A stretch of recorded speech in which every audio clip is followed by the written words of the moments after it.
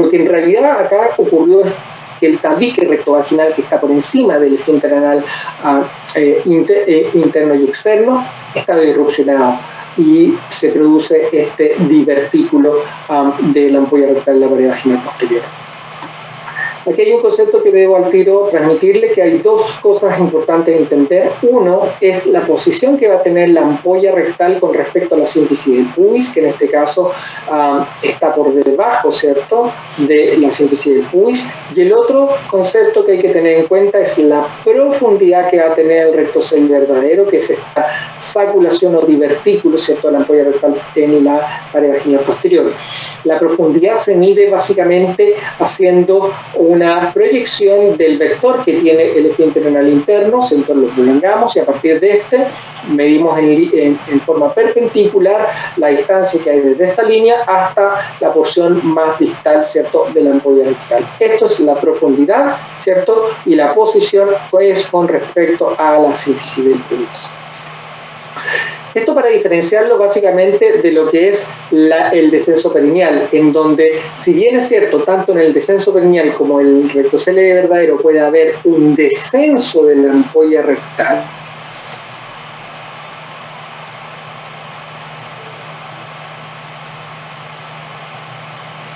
la sácula hace todo el compartimento posterior, saculación que ustedes ven acá.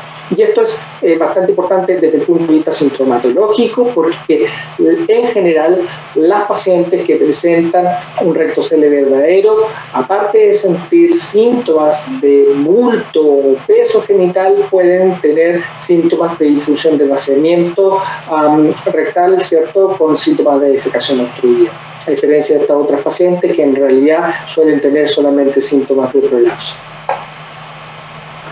Ya les había mencionado que vamos a poder también identificar a aquellas pacientes que son portadoras de enteroceles aislados. Nuevamente aquí está la sínfisis del pubis, la uretra, la vejiga. Acá está el canal anal y esta es la ampolla rectal, y quiero que focalicen su atención en esta estructura que va a estar acá al medio, que si se fijan en reposo se mueve, el hiperistaltismo, y cuando el paciente realiza la valsalva desciende por debajo de la sínfisis del pubis, pero en este caso puntual la ampolla rectal se mantiene en su sitio y la vejiga también se mantiene en su sitio, es decir, no hay un descenso ni de la ampolla rectal ni de la vejiga, pero sí de todas las asas intestinales. Aquí vamos a ver la presencia de un recto enterocele, ahí está la sínfisis del pubis, y aquí podemos ver cómo las asas intestinales descienden, pero a la vez también descendió acá parte de la mucosa de la ampolla rectal, produciéndose tanto un rectocele verdadero como un descenso, ¿cierto?, de la ampolla rectal, y en este caso un descenso del intestino, por eso dice small bowel, ¿cierto?, caracterizando al enterocele. Este es otro recto enterocele más dramático, canal anal. Aquí se va a producir el rectocele, pero fíjense que cuando puja más la paciente se produjo el rectocele y pasan todas las asas intestinales, ¿cierto?, por anterior, produciéndose el recto enterocele. Ya les mencioné también esta otra entidad clínica muy interesante, que es la intususcepción rectal. Este es el canal anal, este es el músculo leordelano, ahí se ve la vejiga. Aquí va a ver parte del cuello del útero que es fácilmente identificable por los quistes de Naut. Y fíjense que cuando la paciente realiza la maniobra valsalva, lo que va a ocurrir es que las estructuras que está acá atrás, que son las asas intestinales, está intentando salir de la pelvis, pero no a través de la vagina, que estaría acá. Fíjense que las asas intestinales están haciendo presión sobre la ampolla rectal, produciendo una apertura del canal anal. Y estas pacientes en general, cuando van a defecar y hacen su maniobra valsalva, que no deberían hacer para defecar, lo que hacen es apretar, ¿cierto?, el contenido intestinal en contra de las asas intestinales y generan secundariamente entonces síntomas de defecación obstruida.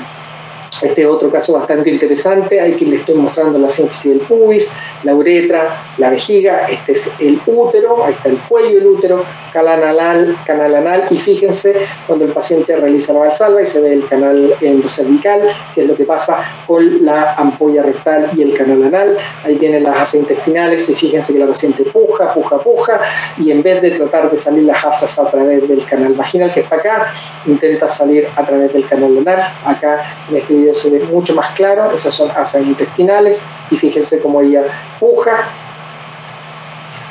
produciendo, ¿cierto?, la compresión del canal anal, la ampolla rectal, generando síntomas de defecación obstruida. Todo lo que les he mostrado prácticamente hasta ahora puede ser evaluado simplemente con la tecnología 2D. Les mostré algunas fotos o algunos slides con tecnología 3D, pero de verdad la mayor parte de las cosas pueden ser vistas con tecnología 2D.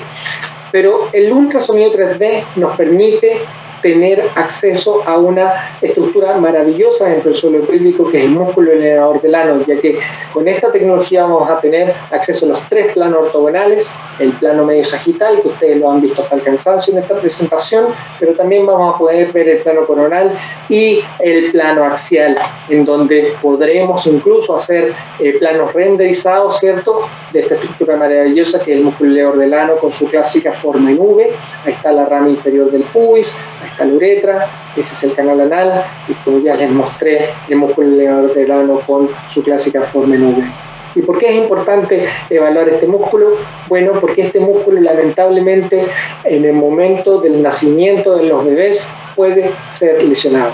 Y esto es algo que no es nuevo, se conoce desde el año 1938 a partir de la publicación en este libro del doctor Joseph Delis, en donde hizo una muy bonita descripción de lo que ocurría en algunos casos después de un parto vaginal y particularmente un parto operatorio por forceps, en donde el músculo se puede ver desgarrado. Aquí quien ilustró lo que dijo el doctor Delis estuvo un poco equivocado, porque aquí pareciera ser que pasó un vampiro y le pegó un mordisco al músculo. Lo que en realidad ocurre es una desinserción del músculo, de su attachment, ¿cierto?, de la rama inferior del pubis. Y si bien es cierto, nosotros podríamos tener acceso a evaluar esto en forma clínica y evidenciarlo en el momento del parto, la mayor parte de las veces no se ve. Para tener acceso al músculo elevador del ano tenemos que tener una gran laceración de la mucosa vaginal de alguna de las paredes laterales de la vagina. Y aquí les muestro justamente eso, 2 pacientes que tuvieron una gran laceración de la mucosa vaginal, de la pared lateral derecha en este caso, pero que son muy diferentes entre sí. Si ustedes se fijan en esta paciente que dice el desgarro vaginal simple, que pareciera que no fuera nada de simple, ¿por qué es simple? Es porque debajo de la mucosa ustedes ven esta estructura rojo reticulante que se ve perfecta. Esto que ustedes ven ahí es el músculo. A diferencia de esta otra paciente, en donde ustedes ven esta estructura amarillenta. ¿Qué es eso? Eso es grasa. Y si ustedes están viendo la grasa, quiere decir que el músculo ya no existe. Esto es una desinserción del aspo rectal o parte del músculo elevador del ano de la rama inferior del pubis. Pero como les dije, esto mismo que ustedes están viendo acá pudiera estar dándose en una paciente en donde la mucosa vaginal está completamente interna. ¿Y cómo lo sabemos? A través de los estudios de imágenes. Los estudios de imágenes por medio de la resonancia magnética fueron los primeros que nos dieron cuenta de esto, pero el ultrasonido también nos da cuenta de esto. Y esto es uno de los papers seminales del Dr. Dietz, en donde hizo un seguimiento a todas las pacientes, a un grupo de pacientes antes de que tuvieran su parto con una ecografía de piso pélvico y después de su parto, y veía lo que pasaba. Y estos son solamente 2 casos que aparecen en el paper, en donde vemos a la paciente antes del parto, ¿cierto? La imagen que ya les mostré del plano axial con el músculo elevador del ano indemne, y después de su parto por forceps, en donde ustedes pueden ver que ya la anatomía no está completamente normal. Ustedes pueden ver acá que hay una estructura necogénica, ¿cierto?, como un sacabocado, en donde se perdió la continuidad del músculo, ¿cierto? Es decir, hay una desinserción de la rama inferior del pubis del músculo. Esto es lo que conocemos como una avulsión. Y aquí otro caso, ustedes pueden ver una paciente que, si bien es cierto, tiene un hiato urogenital bastante más amplio que esta otra paciente antes de su parto. El músculo se ve completamente normal, ¿cierto?, con la clásica forma en V, pero después de su parto, esto fue un parto normal, podemos ver que lamentablemente el músculo, tanto izquierda como derecha, perdió su inserción de la rama inferior del pubis a ambos lados. Nosotros, para hacer la valoración de la magnitud del trauma del elevador del ano, utilizamos una herramienta de software que traen las máquinas de ultrasonido, que es el ultrasonido tomográfico, en donde podemos hacer cortes a diferentes niveles de cualquier estructura anatómica, y aquí lo que nos interesa es ver el músculo elevador del ano, y para eso haciendo cortes desde el plano de mínima dimensión del hiato urogenital, vamos a poder evaluar básicamente cuál es la extensión, ¿cierto?, del trauma que tiene este músculo. Y en este caso podemos ver dónde está el asterisco, donde se ha perdido en todos los slides que ustedes están viendo, en todos los cortes, la anatomía normal, versus su contraparte contralateral, ¿cierto?, en donde ven que se ve totalmente normal. Esto es una avulsión completa.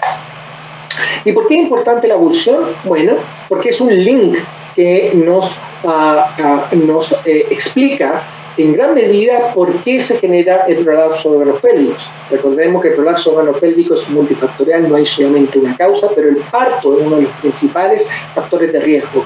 Y se ha visto a través de diferentes estudios, que solamente uno que publicó el Dr. Ditz en el año 2008, que cuando una paciente tiene la presencia de una avulsión del elevador del ano, tanto unilateral como bilateral, hay un riesgo mayor para que esa paciente desarrolle en el futuro un prolapso del compartimento anterior, un cistocele, un prolapso del compartimento apical, es decir, prolapso uterino, y no tanto, pero sí un poco del compartimento posterior, ya que la fisiopatología del rectocele es un poquito distinta. Tiene que ver más con la disrupción del tabique rectovaginal, pero sí definitivamente es un factor de riesgo para prolapso del compartimento anterior y apical.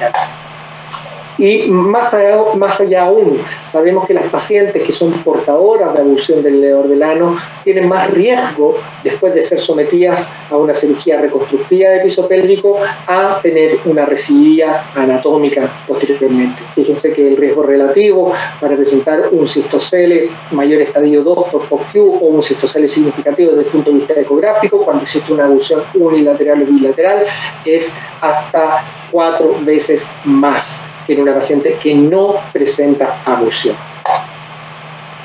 Ese es un tipo de trauma, el trauma macroscópico, es decir, la desinserción o rotura del músculo elevador del ano, pero existe otro tipo de trauma, que es el trauma microscópico, que puede recibir la estructura muscular del elevador del ano, en donde las fibras, al pasar el feto por el canal vaginal, se sobreextienden de tal manera que después su contractilidad no es la misma, su tono de reposo se pierde, o la posibilidad de aguantar las estructuras con un hiato urogenital más cerrado se pierde. Y eso es lo que ocurre acá. Fíjense, este es la uretra, el canal anal, el elevador del ano que se alcanza a ver un poco, y este es el hiato urogenital, que cuando el paciente realiza la maniobra de Valsalva se van a dar cuenta cómo se amplifica y crece en forma grosera. Y obviamente es bastante comprensible que mientras más grande sea el hiato urogenital, mayor es el riesgo de que algunas de las estructuras del suelo pélvico desciendan, vejiga, útero, intestino o ampolla rectal. El área del hiato habitualmente en Valsalva máximo en una paciente normal no debería sobrepasar los 25 centímetros cuadrados, como la paciente que ustedes ven acá, pero por sobre los 25 centímetros cuadrados ya estamos hablando de una sobreextensión del hiato o un abombamiento o ballooning del hiato urogenital, que va desde el leve hasta el severo cuando este área del hiato sobrepasa los 40 centímetros. Entonces, nuevamente, este es otro factor de riesgo independiente junto con la avulsión del elevador del ano para que el paciente padezca en el futuro prolapso de órganos pélvicos.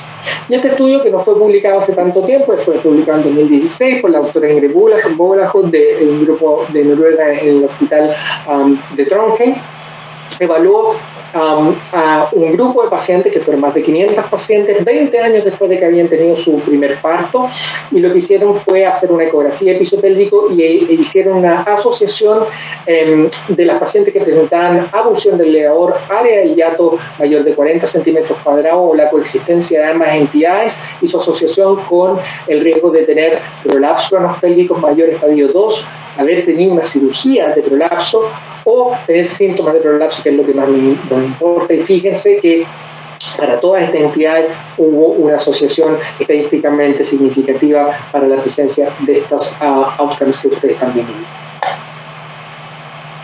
Otra Otro de los beneficios en la clínica que tiene el ultrasonido pisopélvico es en la valoración de implantes, mallas y slings.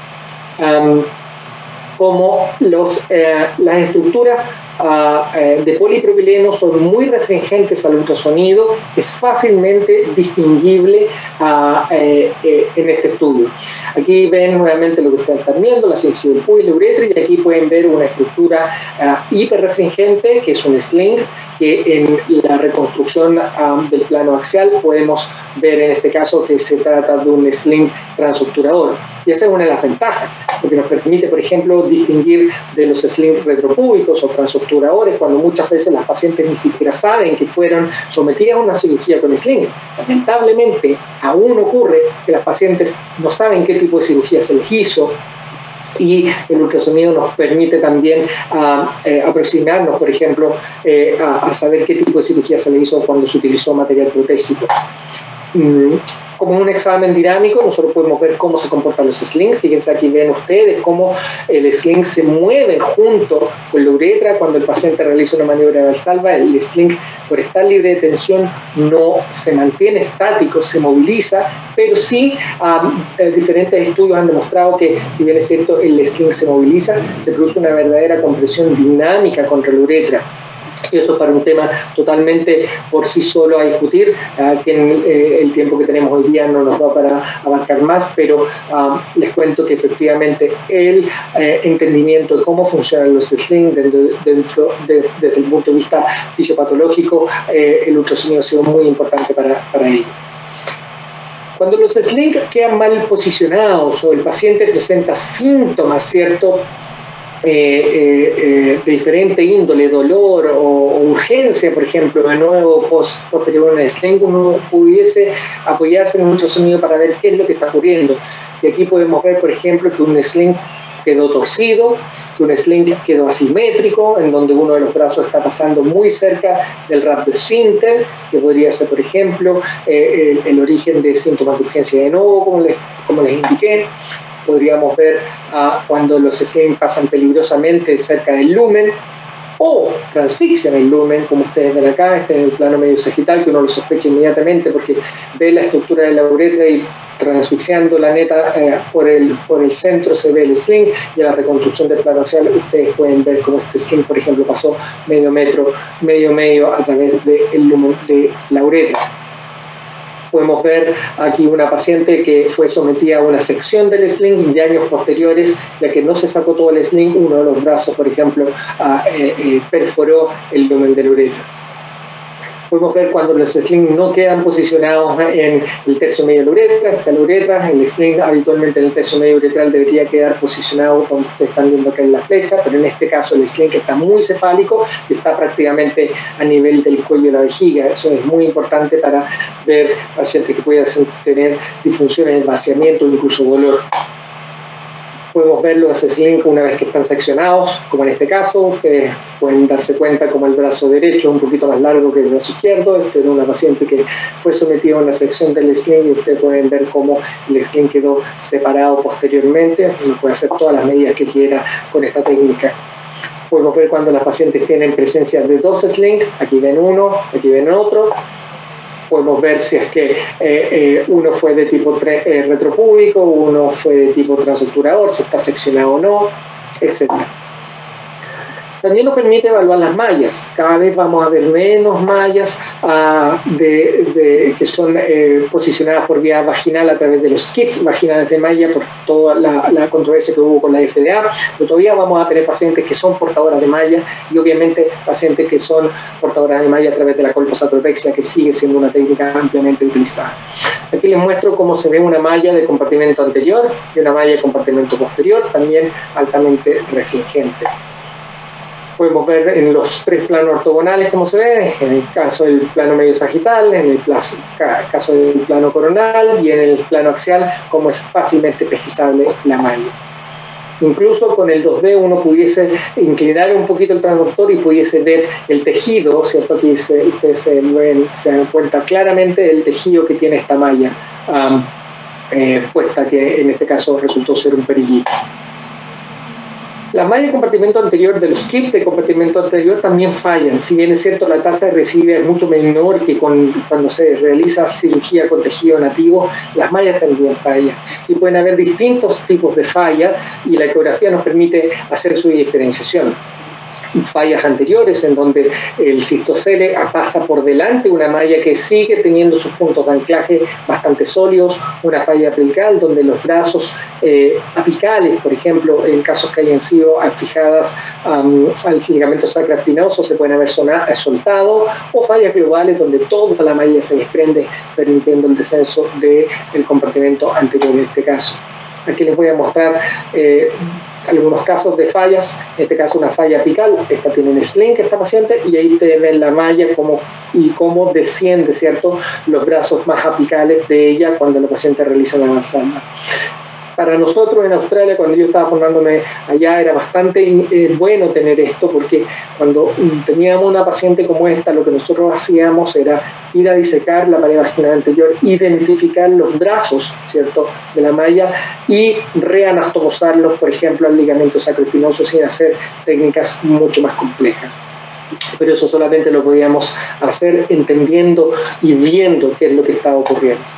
Este otro tipo de falla, una falla anterior, ahí se ve la malla que produce sonda acústica. Créanme que ahí está la malla, ahí está la malla, ahí está la malla, ahí está la malla, ahí se ve la malla, y en este caso lo que vemos es que por delante de la malla pasó el cistocele. Y esto ocurrió porque, si bien es cierto, la malla se mantiene bien fija a las estructuras que las hayan fijado, en este caso una malla transuturadora, lo que ocurrió es que hubo un detachment, o se soltó básicamente el cuello de la vejiga de esta malla. Y nuevamente, en casos como estos, nosotros lo que hacíamos era disecar la pared vaginal anterior, identificar la malla y resuturar la malla del cuello vesical para resolver ese prolapso. Esta es una malla de compartimento posterior en donde ojalá no veamos muchas de estas pacientes, porque claramente el compartimento posterior no es un problema que debe ser resuelto con mallas, salvo contadas excepciones. Pero aquí les quiero mostrar que hay que entender qué es lo que le pasa a la paciente desde el punto de vista fisiopatológico cuando, por ejemplo, después de una malla el paciente persiste con síntomas de defecación obstruida. Canal anal, músculo del ano, malla, ampolla rectal. La paciente va a realizar una maniobra de Valsalva y fíjense qué es lo que ocurre. La malla y la ampolla rectal descienden, se produce de igual forma la saculación, es decir, si bien es cierto la malla está posicionada tratando de contener el compartimento posterior, no logra, ¿cierto?, evitar que se forme el rectocele verdadero, y esta paciente sigue teniendo síntomas de defecación obstruida con la necesidad, en este caso, por ejemplo, de digitalizarse para lograr defecar. Y por último, vamos a terminar esta sesión de la utilidad clínica en la evaluación del esfínter anal. Cuando uno tiene algo tan dramático y crudo como esto, es muy fácil hacer el diagnóstico, ¿cierto?, de una lesión de cuarto grado en donde la vagina está prácticamente conectada, ¿cierto?, con el canal anal. Pero la verdad es que la mayor parte de las veces este tipo de lesiones esfinterianas, no son diagnosticadas en el momento de la atención del parto, y eso lo sabemos muy bien a través de los estudios ecográficos por medio de la endosonografía, que actualmente sigue siendo el gold standard para la detección de lesiones de esfínter. Estas son las imágenes de ultrasonido, cómo se ve una disrupción tanto del esfínter anal externo como del interno. El interno se ve como una estructura anecogénica que debería ser un círculo perfecto. Ustedes ven cómo hay hacia anterior una solución de continuidad. Y el esfínter anal externo se ve como una estructura de mayor refringencia, que también debería ser un círculo perfecto, pero hacia anterior, entre las dos flechas, ven ustedes cómo está disrupcionado. Y en la reconstrucción tridimensional también se da cuenta lo mismo. Pero a través del abordaje translabial o exoanal también podemos reconstruir y ver la anatomía del complejo esfinteriano. Podemos ver los esfínteres normales como los anormales. Este es un esquema de lo que nosotros deberíamos ver con el abordaje exoanal. Vamos a poder ver la mucosa anal con la clara forma o figura estrella que con la endosonografía no es posible verlo, porque el endosonógrafo tiene el transductor puesto dentro del canal anal, dejando la mucosa anal compactada, ¿cierto?, entre el transductor y el esfínter anal interno. Con el abordaje exoanal, la mucosa anal se ve claramente. Por fuera vamos a encontrar el esfínter anal interno, también una estructura circular anecogénica, y por fuera de el esfínter anal externo como una estructura de mayor refringencia. Podremos ver a veces parte del músculo transverso perineal. Esto es lo que vemos en nuestro monitor, ¿cierto? Mucosa anal, mucosa anal, esfínter anal interno como esta estructura en anillo anicogénica y el esfínter anal externo como esta estructura de mayor refringencia circular. Utilizando la tecnología 3D, nuevamente vemos los tres planos ortogonales, vemos la imagen circular del canal anal, la imagen medio sagital del canal anal, ¿cierto? Donde vemos la mucosa, el esfínter anal interno por anterior y por posterior y el esfínter anal externo por posterior y por anterior. Y ese es el plano axial donde vemos también el esfínter anal externo, el esfínter anal interno y la mucosa anal. Y así como vemos la normalidad, vamos a poder ver la anormalidad cuando existen disrupciones, por ejemplo, del esfínter anal interno o disrupciones, del esfínter anal externo también. Para hacer la valoración del complejo esfinteriano, nuevamente vamos a apoyarnos en el recurso de software que traen nuestras máquinas más avanzadas, que es el ultrasonido tomográfico. De esa forma vamos a poder hacer cortes a diferentes niveles, ¿cierto?, del complejo esfinteriano para evaluar tanto el esfínter anal externo como el esfínter anal interno. Así es la imagen que ustedes deberían ver en una paciente normal, en donde el complejo esfinteriano se ve perfecto, como una estructura circular sin disrupciones. Así es como se ve una paciente que tiene una lesión del esfínter anal externo, que nosotros podemos graduar en grados, ¿cierto? Y haciendo una comparación con la endosonografía, si la disrupción que ustedes ven tiene una apertura de ángulo mayor de 30 grados, vamos a llamarla como significativa, ¿cierto? Y cuando esta lesión compromete al menos 2/3 del largo total del esfínter anal externo, en general está asociado con síntomas de incontinencia fecal. Y así es como vemos las lesiones del esfínter anal interno, en donde tenemos que ampliar un poquitito los intervalos intercortes para lograr extendernos a través de todo el canal anal y así poder ver cuál es el grado de lesión que puede tener en este caso el esfínter anal interno, como ustedes ven ahí que se ve disrupcionado. Este estudio a mí me gusta mucho, uno de los papers que más me gusta, que tuve la oportunidad de publicar con el Dr. Pitts, que al igual que lo que él hizo con el músculo leor del ano, nosotros lo hicimos pero para evaluar el esfínter anal. Aquí evaluamos a las pacientes antes del parto y 3 meses postparto por medio de la ecografía transperineal y aquí les traigo la misma paciente antes del parto, como tenía su esfínter completamente normal, y lamentablemente después de su parto, como en donde ustedes ven el asterisco, el esfínter anal externo fue disrupcionado. Lo que encontramos fue que hubo un 28% de defectos significativos del esfínter anal externo, que eso es muy importante, y lamentablemente un 87% de esta cohorte, que fueron 320 pacientes, que mostraban defectos significativos del esfínter anal externo, no habían tenido evidencia clínica de lesión en el momento del parto. Y en esta cohorte solamente tuvimos 3 pacientes con periné indemne, en que encontramos lesiones del esfínter que uno podría decir son lesiones que podrían haber sido realmente ocultas, que nadie podría haber hecho el diagnóstico en el momento del parto. Otras lesiones que nosotros podemos ver y que tenemos que dar para un tema totalmente aparte es cómo hacemos la episiotomía. Aquí vemos la cicatriz de la episiotomía, que cuando no es hecha como corresponde puede acercarse peligrosamente hacia el esfínter y ser el causante de las lesiones del esfínter, pero eso cuando las episiotomías son medias o medio más laterales mal hechas. Pero por eso también el ultrasonido nos permite darnos cuenta de lo que está ocurriendo cuando hacemos maniobras obstétricas que no corresponden. Aquí les traigo un esfínter que, si bien es cierto, fue reparado, lamentablemente no se logró una buena reparación quirúrgica y se ve la sutura que se utilizó para afrontar los cabos del esfínter anal externo. Sin embargo, ustedes se pueden dar cuenta en el ultrasonido tomográfico cómo el esfínter anal interno está totalmente destrozado y este no fue reparado, que es una de las cosas que le ponemos harto hincapié cuando hacemos los cursos de reparación de esfínter posterior a los partos.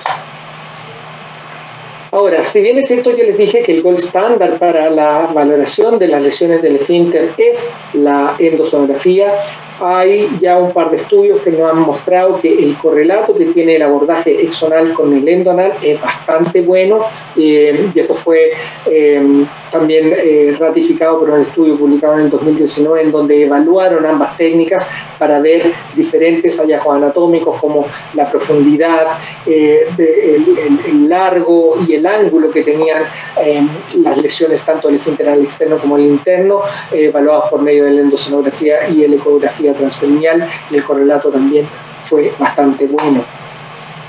Solamente les muestro este slide para mostrarles de que no todo es trauma obstétrico. El canal anal puede tener otro tipo de trauma, como por ejemplo cuando las pacientes son sometidas a hemorroidectomías, en donde el banding que se pone se hace muy profundo, por ejemplo en la pared posterior, y se compromete parte del esfínter anal interno. Aquí pueden darse cuenta como el esfínter anal interno hacia anterior está bastante engrosado, pero hacia posterior está muy fino, y básicamente hay una pérdida, ¿cierto?, de la anatomía. Básicamente para mostrarle cómo se ve en aquellos casos de hemorroidectomía muy profunda. Y para terminar, porque ya he hablado harto y espero que ahora hayan hartas preguntas y que podamos compartir este espacio en una discusión rica. ¿Por qué deberíamos utilizar el ultrasonido? Básicamente porque es de fácil acceso e uso. Si bien es cierto, no está masificada esta técnica, es cosa de que la gente tenga más interés y empiece a formarse en esta técnica, ya que las máquinas que tenemos todos en nuestros centros nos permiten hacer este abordaje. El costo es limitado por la misma razón, es un examen muy bien aceptado por la paciente. La paciente en general no tiene gran reparo con este estudio, salvo alguna paciente que pudiera ser portadora de una vulvodynia, en donde puede haber algo de dolor, pero en general el test es muy bien tolerado por el paciente. Permite el estudio en tiempo real, permite documentar, ¿cierto?, lo que está ocurriendo a través de video o de imágenes. Es un estudio dinámico, ¿cierto? Ya les dije lo de la documentación anatómica y funcional por medio de imágenes o videos. Nos permite entender de mejor manera la fisiopatología de las diferentes disfunciones del piso pélvico, nos permite entregar consejería e intervenciones precoces a pacientes con mayor riesgo de desarrollar enfermedad, como por ejemplo pacientes que han tenido, ¿cierto?, una abulsión del elevador, y que nosotros detectamos precozmente a esta paciente y después le decimos que usted particularmente debe ser muy cuidadosa de hacer ejercicio de piso pélvico para evitar que en el futuro, por ejemplo, le padezca un prolapso. Permite personalizar tratamientos según riesgo de recurrencia, como ya les hablé, cuando existe abulsión del elevador o microtrauma del elevador. Permite seleccionar, por ejemplo, pacientes de mayor riesgo a hacer terapias más novedosas, estudios experimentales, ¿cierto?, en poblaciones de riesgo. Nos permite hacer el diagnóstico diferencial de algunas patologías, identificar patologías no sospechadas. Nos permite un estudio completo de las diferentes lesiones quísticas que pueden existir en el canal vaginal, nos permite evaluar el trauma obstétrico del piso pélvico, nos da información adicional, nos permite la visualización de las mallas y ver también sus potenciales complicaciones, y por cierto, nos permite seguir avanzando en el conocimiento a través de la investigación. Muchas gracias por la atención. Espero en estos breves minutos haberlos ilustrado brevemente de la utilidad de esta maravillosa herramienta que tenemos, que es el ultrasonido pisopélvico. Muchas gracias. Muchísimas gracias, doctor Guzmán. Excelente presentación y bastante completa, porque es un tema súper amplio, pero súper apasionante. A continuación vamos a mencionar algunas de las preguntas que nos ha hecho el público. Hemos recibido algunas preguntas interesantes y creo que sería bueno que las preguntas las planteáramos en forma abierta para ser contestadas en forma alternada por todos los que estamos participando. Preguntan... aquí, esta es la pregunta de alguien que ya se nota que ha hecho ecografías del piso pélvico. Uno de los participantes, Cristian Navarro, dice que en múltiples ocasiones en el plano sagital ha visto en la uretra imágenes hiperecogénicas puntiformes que en la uretroscopía no se evidencian o no tienen ningún correlato cistoscópico. Y la pregunta de Cristian es: ¿a qué corresponden esas imágenes? Rodrigo, yo sé que tiene... un concepto. Respóndela tú, Alejandro. Esa parte tú ya he hablado mucho. Responde. Bueno, la verdad que efectivamente estas imágenes son bastante frecuentes y lo que creemos que son más bien en buena parte artefactos o ecos especulares que se dan en las glándulas o estructuras, digamos, de la mucosa uretral que podrían eventualmente acumular depósitos de calcio y de esa forma generar estos ecos especulares. Y efectivamente estas imágenes no tienen un correlato estructural, digamos, en la cistoscopía y por lo tanto cuando uno la ve en la ecografía no hay que darle mayor importancia. Absolutamente. Complementando solamente que hay que tener ojo con esas imágenes refringentes porque hay que ver dónde están posicionadas. Cuando están posicionadas hacia el lumen, ¿cierto? Uno ve el haz que se ve más hipocogénico. Cuando están hacia el lumen no hay ningún problema, pero ojo cuando estén en el rhabdoesfínter, porque si se ve eso mismo en el rhabdoesfínter podría ser un divertículo inicial. ¿Y por qué? Porque cuando se está formando el divertículo, muchas veces el contenido del divertículo es denso y se torna más hiperrefringente. Es lo único que uno tiene que tener la salvedad, porque yo he hecho un par de diagnósticos de divertículos muy pequeñitos que son muy difíciles de ver, que han sido a partir de esta imagen. Pero efectivamente, como dice el Alejandro, esta imagen hiperrefringente que están hacia la mucosa de la uretra, lo vemos muy frecuentemente y no debemos informarlo porque son absolutamente benignos. Y la otra cosa que yo agregaría, además de eso, es que durante la evaluación sirve mucho la parte dinámica, en la cual uno hace un barrido por todo el plano sagital y luego hace una evaluación coronal que le ayuda a uno a delimitar bien y a hacer una mejor descripción y delimitación de las imágenes. Y la variación en la ganancia también podría ser útil en su estudio. Sí. Hay otra pregunta que nos pregunta por la comparación entre resonancia y ecografía de piso pélvico, ¿no? La pregunta dice específicamente cuál es la sensibilidad y especificidad al comparar los dos métodos, pero creo que eso variaría mucho, digamos, con respecto a qué es lo que uno está buscando, pero creo que sería interesante que ustedes comenten cuáles son las ventajas y desventajas que le ven a la ecografía versus la resonancia para evaluación de patología del piso pélvico. Diana, ¿por qué no responde tú eso y después completamos el resto? Claro que sí. La resonancia es muy útil en toda la parte del estudio del compartimento posterior, por la parte que tiene en el uso de la defeco-resonancia, donde nos ayuda a evaluar toda la parte del ángulo anorrectal y las patologías del compartimento posterior en la defecación obstruida, cuando son de tipo funcional como el anismo. Entonces, dependiendo qué tipo de disfunción estemos evaluando, vamos a tener una sensibilidad y especificidad y también dependiendo del estudio. Tenemos más o menos que para defectos de compartimento anterior, la resonancia nos puede proveer más o menos un 40% de sensibilidad y respecto a la parte de compartimento posterior, ya vamos a tener más o menos entre un 60-70%, dependiendo también la revisión en cuanto a la sensibilidad, puesto que nos permite determinar la contracción paradójica y toda la parte de los defectos de compartimento posterior de los que hablábamos previamente en la charla, que es rectocele verdadero, enterocele, introsuscepción, descenso del cuerpo perineal y recto enterocele.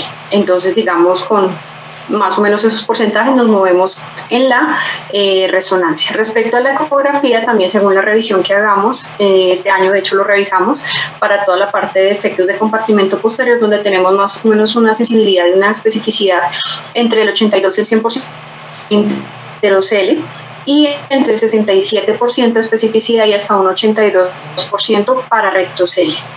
Entonces, digamos que el valor es muy bueno en términos generales, puesto que es dinámica, entonces nos permite ver el comportamiento en el tiempo.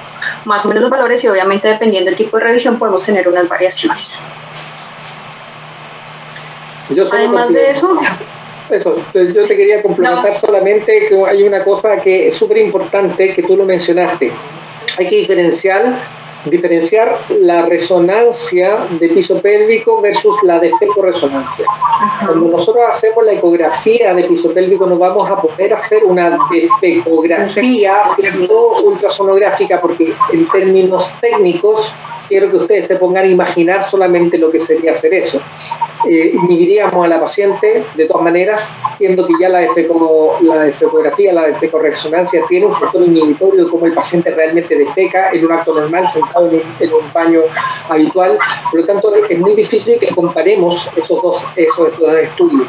Pero lo que sí les puedo decir yo es que cuando uno encuentra en el ultrasonido hallazgos, tiene una especificidad y sensibilidad bastante buena, pero el problema es que como no hacemos defecar al paciente, hay cosas que se nos van a escapar con el ultrasonido. Por lo tanto, es importante tener esa diferenciación, de entender que el acto defecatorio per se no lo vamos a poder ver con el ultrasonido.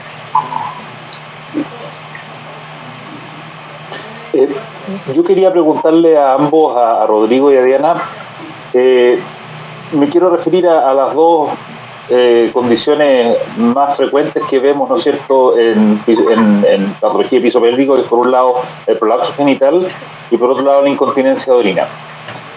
Yo lo que quería preguntarles es, para cada una de estas dos enfermedades, y si quieren cada uno contesta una, digamos, para no alargarlo tanto, ¿qué son los elementos que ustedes más se fijan en la ecografía de piso pélvico y cómo eso determina la conducta que ustedes toman con esos pacientes? Doctora Rodríguez, si usted quiere empieza, usted puede elegir si quiere hablar de incontinencia o de prolapso. Bueno, los dos temas son absolutamente apasionantes porque, como decía el doctor Guzmán, la ecografía ha cogido mucha fuerza para compartimento posterior, para prolapso de compartimento posterior y obviamente para la incontinencia es una herramienta fundamental. Entonces, profe, voy a coger el de incontinencia. Perfecto. Bueno, respecto a la parte de incontinencia nos va a servir básicamente en dos puntos muy importantes. La primera es que nos puede hacer un perfil anatómico de la paciente que tiene incontinencia. Eso que nos permite ver residuo postmiccional de la paciente, grosor del detrusor, hipermovilidad uretral, el descenso del cuello vesical, el ángulo retrovesical abierto y cerrado en una paciente que previamente no ha sido operada. De tal manera que nos va a permitir tener una especificidad muy buena para ese tipo de paciente que tiene una incontinencia por hipermovilidad uretral pura, que es la incontinencia de esfuerzo pura, que le va a ir muy bien con cualquier tipo de cinta o vector que le pongamos de esta cinta. Entonces, digamos que va a ser una herramienta que nos permite ayudar a escoger la paciente. Diferente de una paciente que tiene residuo postmiccional elevado, que tiene un detrusor engrosado y que tiene una uretra fija, ya sea que haya tenido previamente algún tipo de procedimiento o no, puesto que nos va a poner a indagarnos si es mejor hacerle un vector horizontal o un vector vertical, o si preferimos un agente abultante u otro tipo de intervención en este tipo de pacientes. Y tres, ya específicamente en la paciente que ya ha sido operada. Entonces es supremamente importante porque nos permite volver a establecer qué perfil anatómico que se va a relacionar con el perfil funcional que nos provee la urodinamia, permitiéndonos evaluar los patrones obstructivos, las disfunciones miccionales y por ende también la ubicación de la cinta en la parte ecográfica, permitiéndonos mirar cómo esos pequeños detalles van a direccionar un tratamiento diferente a la paciente, entre la paciente que requiere una liberación o una uretrolisis, la paciente que requiere una resección o un retiro de la cinta, o la paciente que requiere una nueva cinta, o la paciente que definitivamente no es candidata a una nueva cinta, sino que le puede ir mejor con un agente abultante. Entonces, adicional, para que ustedes sepan, en Australia, nosotros los pacientes que tenían abulsión del aorta las metíamos en un protocolo en donde a ellas les poníamos una malla o no una malla, de alguna forma para seleccionarlas como pacientes realmente candidatas para disminuir el riesgo de recurrencia. Eso ahora no lo hacemos porque no le ponemos malla en general por vía vaginal, pero sí le podemos dar información del grado de recurrencia para que lo tengan a priori.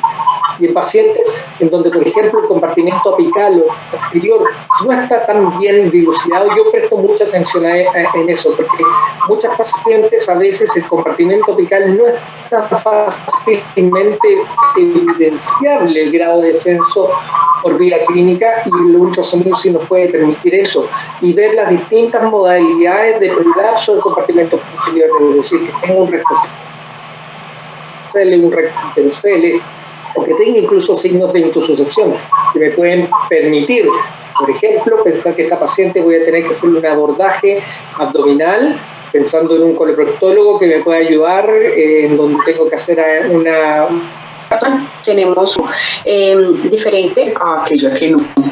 Pero también se ha visto que hay otro tipo de pacientes o este tipo de ejercicios de impacto, incluso las pacientes con estreñimientos crónicos que también tienen factores de riesgo para tener ese tipo de... Tenemos propiamente el embarazo y el parto. Tenemos que mirar también qué accesibilidad tiene una paciente, ¿sí? Porque no a todas se les puede mandar y no a todas les hacen la ecografía. Entonces yo pienso que esto debe ser enfocado respecto a la parte de riesgo, donde las pacientes que tienen un parto instrumentado y que han tenido un desgarro 3 o 4, sí deben ir a valoración por ecografía y por uroginecología para hacer una estadificación de su riesgo y un seguimiento y una educación de esa paciente en la prevención pues, de todo el tipo de disfunciones del piso pélvico a ese tipo de lesión durante el parto. Esa sería como la propuesta, o sea, yo pienso que todas deberían ir, las que tienen parto instrumental, ya sea con forceps, con espátulas o eventualmente también con bacho. Buenísimo. Perfecto. Bueno, creo que hemos tenido oportunidad de discutir muchos temas interesantes. Habían un montón de otras preguntas también que lamentablemente tuvieron que quedar en el tintero, pero creo que el tema da para múltiples sesiones, digamos, si quisiéramos abordar todos los temas, pero hemos tratado de mantener una conversación que cubra la mayoría de los temas de forma general. Así es que me parece, si están de acuerdo los demás exponentes, que la sesión de discusión la podemos dejar acá. Creo que estamos en una buena hora para terminar la sesión y nuevamente por mi parte quiero agradecerle a los organizadores de este webinar, ¿no es cierto? Y por supuesto a todos los asistentes, que fue súper exitosa la convocatoria, así que felicidades también a la Sociedad de Uroginecología y Turismo. Así es, muchísimas a todos, de verdad que para mí fue un honor compartir este espacio con ustedes, con el profe Guzmán, siempre es un gusto, bueno, al doctor Alejandro, me encanta también conocerlo, haber compartido, muchísimas gracias a ustedes por haber compartido este rato, a todos los asistentes y obviamente a la doctora Marta y a la doctora Rosita por la invitación, muchísimas gracias. Quiero agradecerles a todos, creo que se formó un trío de apasionados por el piso pélvico y por la ultrasonografía en piso pélvico. Estamos muy contentos con toda la ponencia del doctor Rodrigo, la presidencia de la doctora Diana, que también nos ha ayudado con la discusión de las preguntas, al doctor Alejandro por su excelente moderación. Agradecer a todos los oyentes que nos han estado siguiendo por el tiempo que han compartido con nosotros. Hemos tenido una convocatoria bastante grande, hemos llegado a un momento 400, tenemos inscritos de todos sitios, Europa, Norteamérica, Centroamérica, Sudamérica y de todos los departamentos de Perú. Agradecer a todos los oyentes y agradecer a Tecnofarma por la plataforma, por toda la ayuda brindada para concretar estas charlas. Y compromiso para todos los oyentes a continuar con estas charlas de piso pélvico, que nos compromete cada vez más a seguir esforzándonos para hacer una educación médica continua. En 3 semanas nos estamos viendo el 21 de julio con una nueva charla. Gracias, colegas, gracias, Rodrigo, gracias, Alejandra, gracias, Diana, gracias, Rosita. Hasta luego. Muy buenas noches a todos y gracias por la invitación. Gracias a ustedes. Gracias. Feliz noche. Gracias. Disfrutamos. Gracias, Julio. Gracias, Julio. Julio, gracias. Mucho gusto, Marta. Bueno, me mucho gusto verlos. Feliz noche. Gracias. Adiós. El video. La próxima con un pisco sour, doctor Alejandro. Pero por supuesto, sí. Tengo una receta de pisco sour peruana buenísima. Me la enseñó un compatriota de ustedes acá. Y cuando venga a Perú vamos a ir probando todos los pisco sour de los mejores sitios. Es una promesa. Bien, se la voy a cobrar. Sí. Estamos mandando sus certificados esta noche, muy agradecidos. Muchas gracias. Chao, muchas gracias. Martita. Son Marquita, saludos allí. Marquita, gracias.